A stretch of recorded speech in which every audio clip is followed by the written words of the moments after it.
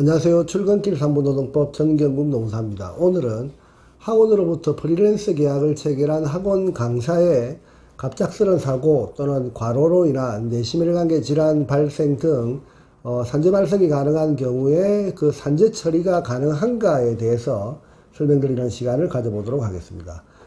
첫 번째, 왜 이런 질문이 시작되었나에 대해서 간략히 설명드리면, 학원 강사의 경우 대부분의 그 학원에서는 세금 신고 및 4대 보험 관계 등의 그 이유로 3.3% 사업 소득에 따른 세무 신고를 하게 되고, 그리고 프리랜서 계약에 따른 자영업 개념으로 해서 4대 보험도 가입하지 않은 채로 그렇게 운영하고 있는 경우가 대부분입니다.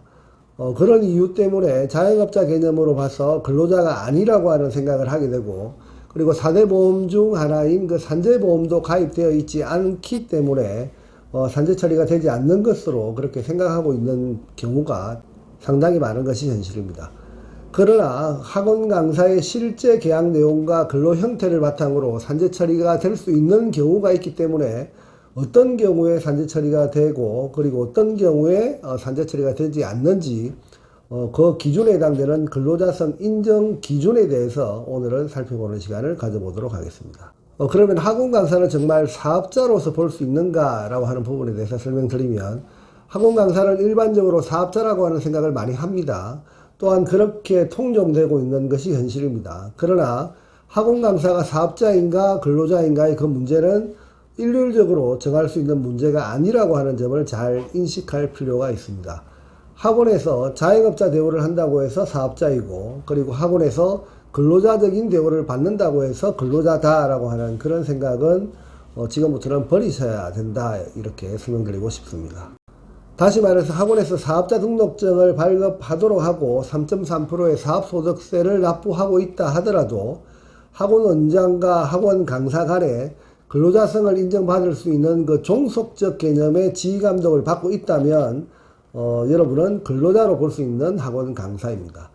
결국 중요한 것은 외형상으로 사업자로 포장되어서 학원 원장이 학원 강사를 사용하고 있다 하더라도 실질관계를 중심으로 사업자성은 탈피되고 근로자성을 인정받아서 산재 신청이 가능하게 되는 경우도 분명히 있을 수 있기 때문입니다.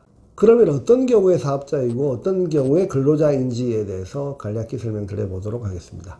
학원 강사가 매월 강의 시간과 그 과목을 정한 강의 계획서를 학원에 제출하고 그 강의 계획서에 따라서 강의를 할 뿐, 강의 내용, 그리고 방법, 그리고 과정 등에 있어서 학원의 구체적인 업무 지시 및 지휘 감독이 없는 상태에서 강의 시간, 그리고 수, 강의량, 그리고 강의 업무의 질과는 무관하게 수강생의 수에 따라서 결정되는 수입 구조의 방식으로 운용되고 있다면 학원 강사는 사실상 자기 사업의 개념으로 활동하고 있는 것으로 볼 수 있습니다.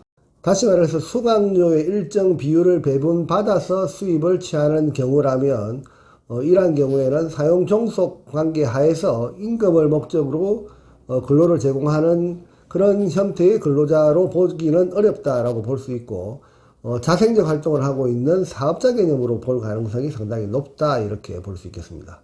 그러나 학원 강사의 활동 방식이 업무의 그 내용이 사용자에 의해서 정하여지고, 그리고 업무의 수행 과정도 구체적으로 지휘감독을 받는지 여부를 조사한 결과 여러가지 세부 사항에서 지휘감독을 받고 있음이 확인되고, 학원 강사가 업무를 수행함에 있어서 사용자로부터 정상적인 업무 수행 명령과 그리고 지휘감독에 대하여 거부할 수 있는지 여부를 조사한 결과 대부분 거부할 수 없는 일방적 구조로 수업을 진행해야 되고 있다는 것이 확인되고, 시작시간과 종업시간이 정하여지거나 사용자의 구속을 받는 근로시간이 구체적으로 정하여져 있는지 여부를 조사한 결과 학원 수업시간의 분배에 대한 결정권이 대부분 학원 원장에게 부여되어져 있는 경우 학원 강사의 독립성은 상당히 부족한 상태로 근로자적 성격이 크다라고 그렇게 볼 수 있습니다.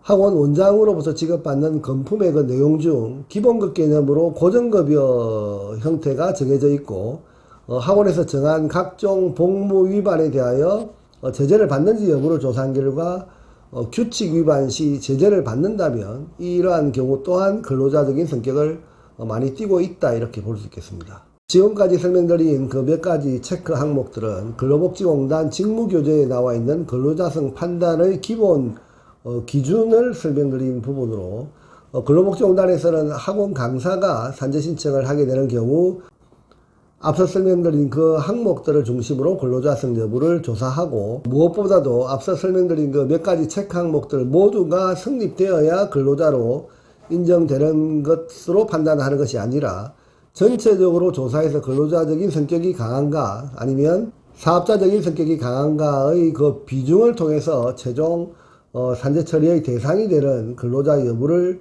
결정하게 된다는 점을 잘 챙겨봐야 할 것입니다. 결론적으로 학원 강사라고 해서 당연히 근로자가 아니다라고 단정해서도 안 되고, 그 반대로 당연히 근로자로서 산재 처리가 된다라고 확신해서도 안 된다, 이렇게 볼 수 있겠습니다.